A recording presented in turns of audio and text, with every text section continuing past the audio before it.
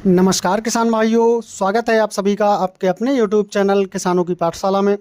किसान भाइयों, आज हम बात करेंगे कि कैसे फरवरी महीने में आप भिंडी की खेती सफलतापूर्वक कर सकते हैं,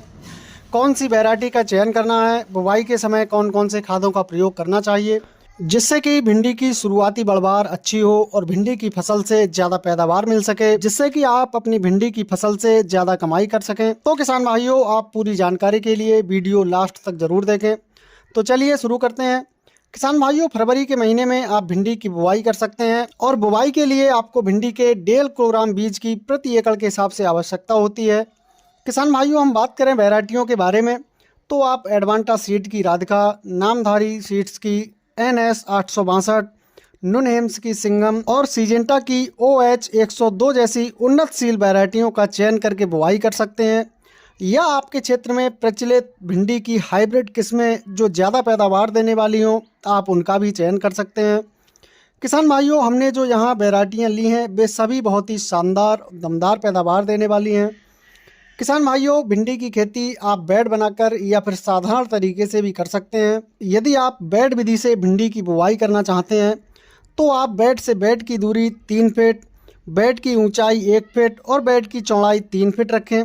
हम बात करें बुवाई के समय खाद और उर्वरक की, यानी कि बुवाई के समय बेसल डोज के बारे में, तो किसान भाइयों, जिस भूमि में आप भिंडी की खेती करना चाहते हैं यदि वह कम उपजाऊ है तो आप उसमें 2 ट्राली प्रति एकड़ के हिसाब से सड़ी हुई गोबर की खाद को अच्छी तरह से मिक्स कर लें। बात करें रासायनिक खादों की तो 50 किलोग्राम SSP, 25 किलोग्राम DAP और 1.5 कुंटल सरसों की खली, इनको प्रति एकड़ के हिसाब से लेकर खेत में अंतिम जुताई के समय अच्छी तरह से मिक्स कर दें। बुवाई की बात करें तो प्लांट से प्लांट की दूरी आपको 2 फीट रखनी है, वहीं लाइन से लाइन की दूरी आपको 3 फीट रखनी है। सिंचाई की हम बात करें, यदि आप भिंडी की खेती फरवरी महीने में करते हैं तो शुरुआती दिनों में फसल के लिए कम सिंचाई की आवश्यकता होती है, लेकिन आगे आने वाले गर्मी के मौसम में एक अच्छी सिंचाई मैनेजमेंट की फसल के लिए आवश्यकता होती है। हम बात करते हैं किसान भाइयों फसल में स्प्रे शेड्यूल के बारे में, क्योंकि गर्मी के मौसम में भिंडी की फसल पर कुछ रोग और बीमारियों का प्रकोप ज़्यादा देखने को मिलता है। तो पहला स्प्रे आपको अपनी भिंडी की फसल में 25 से 30 दिन की स्टेज पर करना है, जिसमें आपको लेना है UPL का लांसर गोल्ड 40 ग्राम। इसके साथ दूसरा आपको लेना है M45 की 40 ग्राम मात्रा प्रति पंप के हिसाब से लेकर आपको अपनी फसल पे स्प्रे करना है। वहीं दूसरा स्प्रे जब आपकी फसल 45 से 50 दिन के आसपास की हो जाती है तब आपको करना है, और दूसरे स्प्रे में आपको लेना है बायर की सोलोमन 10 ml प्रति पंप के हिसाब से, और दूसरा इसके साथ आपको लेना है साफ की 40 ग्राम मात्रा आपको प्रति पंप के हिसाब से लेनी है, और इन दोनों को अच्छी तरह से मिक्स करके अपनी फसल पर छिड़काव कर देना है। तीसरा स्प्रे आपको करना है जब आपकी फसल 65 से 70 दिन की स्टेज पर होती है, और तीसरे स्प्रे में आपको लेना है फेंटैक प्लस टॉनिक की 10 ml मात्रा प्रति पंप के हिसाब से, और दूसरा इसके साथ आपको लेना है ड्यूपॉन्ट का करजेट की 60 ग्राम मात्रा प्रति पंप के हिसाब से आपको लेनी है। इनको अच्छी तरह से मिक्स करके आपको अपनी फसल पर छिड़काव करना है, और इसके बाद आपको फसल में आवश्यकता अनुसार आगे इंसेक्टिसाइड और फंजीसाइड का स्प्रे करते रहना है। अब हम बात कर लेते हैं फसल से बढ़िया पैदावार लेने के लिए खाद शेड्यूल के बारे में।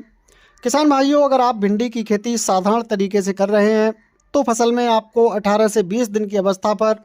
20 किलोग्राम यूरिया और 5 किलोग्राम माइक्रोन्यूट्रिएंट को लेकर 1 एकड़ के हिसाब से फसल में जड़ों के पास बिखेर देना है। वहीं दूसरा खाद आपको 35 से 40 दिन की स्टेज पर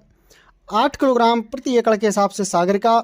और 25 किलोग्राम प्रति एकड़ के हिसाब से यूरिया को लेकर आपको अपनी फसल में प्रयोग करना है। वहीं तीसरा खाद आपको अपनी फसल में लगाना है जब आपकी फसल लगभग 55 से 60 दिन की अवस्था पर होती है, तब आपको 20 किलोग्राम प्रति एकड़ के हिसाब से यूरिया और 4 किलोग्राम प्रति एकड़ के हिसाब से ह्यूमिक एसिड को लेकर फसल में इस्तेमाल करना है। किसान भाइयों, यदि आप भिंडी की फसल में इस प्रकार से खाद शेड्यूल और स्प्रे शेड्यूल का प्रयोग करते हैं तो आप अपनी भिंडी की फसल से एक बढ़िया पैदावार ले सकते हैं। किसान भाइयों, जानकारी पसंद आई हो तो वीडियो को लाइक एवं शेयर ज़रूर करें।